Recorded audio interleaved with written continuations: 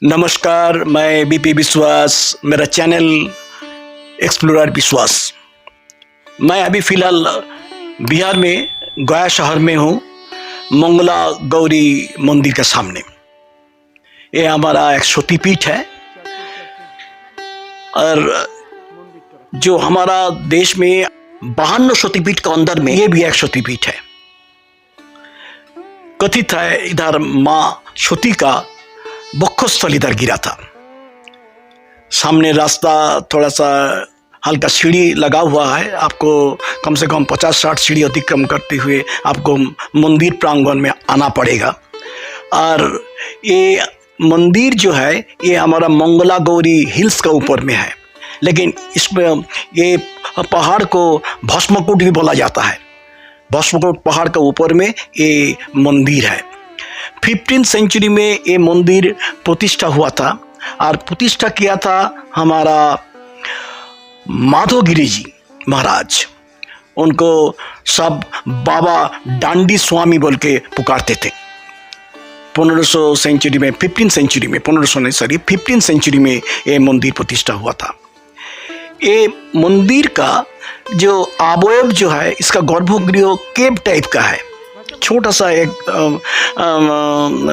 Entrance है, उसी का अंदर से आपको अंदर प्रवेश करना पड़ेगा। जहाँ हमारा कथित है माँ का वक्ष उधर ही रखा गया है और इधर जो पूजा पाठ करेंगे उसका पूरा मनोकामना पूर्ण होता है, ऐसा कथित है।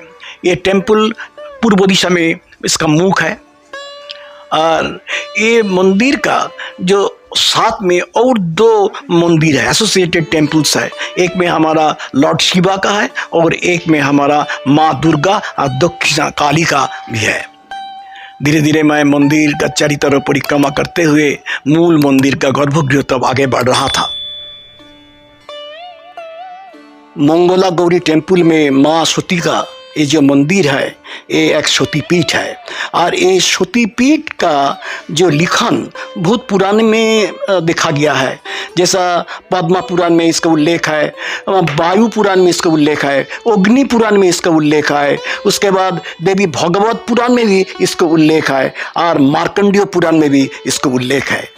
इस पवित्र स्थान में मैं था और ये मूल मंदिर है। मैं जब प्रवेश कर रहा था तब एकदम भीड़ नहीं था। जस्ट सामने जो मंदिर के सामने वो दिखाई नहीं दे रहा है, दर्शनार्थी इसको घेर के रखा है। वो छोटा सा एक होल टाइप का है स्क्वायर, उसी का अंदर से आपको प्रवेश करना पड़ेगा। उधर फोटो खींचना माना है, इसीलिए मैं अंदर का फोटो ले नहीं पाया। उधर एक बाबा जी बैठे हैं अंदर में, अंधेरा है, लाइट का बंदोबस्त मैंने दिया जलते हैं। नमस्कार, चलिए से बातचीत। मैं यहाँ शक्तिपीठ का पुजारी हूँ। तो इस मंदिर का इतिहास ये है कि शिव की पत्नी सती, उनका वक्ष स्थल गिरा है। अब सती, माता सती के बारे में कहानी ये है, कथा ये कि सती को सबसे पहला प्रेम विवाह हुआ था भोलेनाथ से, शिव जी से। तो उनके पिताजी दक्ष प्रजापति बिल्कुल नहीं चाहते थे कि हमारी बेटी इसकी शादी करे। रानी की बेटी है, राजा की बेटी है और एक साधु फकीर की पत्नी हो। मगर प्रेम विवाह वो नियति थी कि उनकी शादी उनसे होनी थी, एक योगी से शादी हुई उनकी। उनके यहाँ एक यज्ञ हुआ। यज्ञ में शिव जी ने मना भी किया कि आपको अगर बुलाया ही नहीं गया आप क्यों जा रही हैं। तो बेटियां तो हटी होती है, उन्हें न्योता की कोई जरूरत नहीं होती है, वो गई। मगर पहले के समय में और आज के भी समय में अपने दामाद वगैरह का, बड़े लोगों का हर पूजन में एक स्थान बनाया होता है कि ये इनकी पदवी है, ये इनका स्थान। तो शिवजी का, उनके दामाद थे चूंकि, तो उनका कोई स्थान नहीं था। उन्हें देख के बड़ा अपमान महसूस हुआ माता सती को। तो माता सती उस अग्निकुंड में ही कूद पड़ी, विसर्जन दिया और अपना प्राण त्याग दिया। शिव जी का नेत्र खुल गया, 2 की जगह 3 हो गए नेत्र।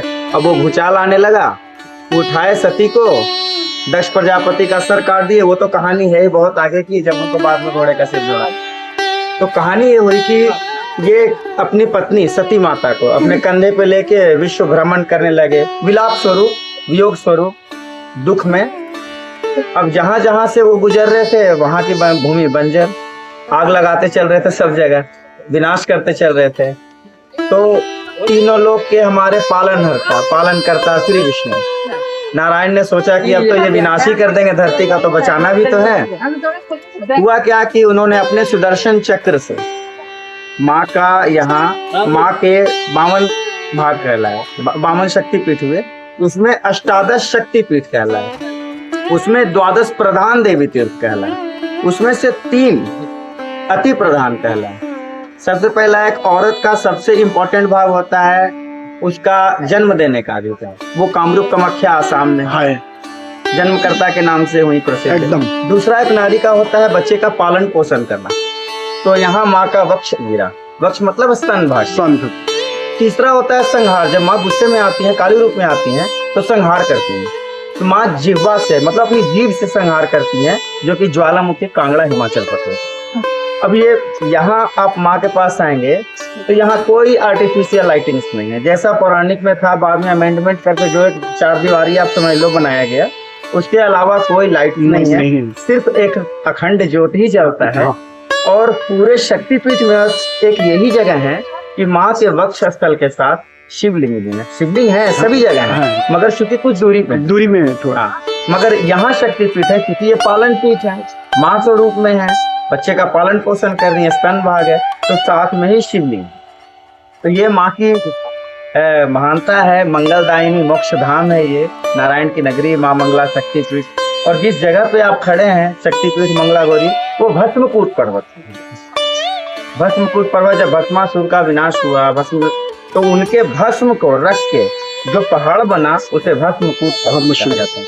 इसी भस्मकूट पर्वत पे माँ शक्ति का स्थान है, वक्षस्थल मंगला गौरी शक्तिपीठम के नाम से जाना जाता है। धन्यवाद। नमस्कार। नमस्कार गुरु जी।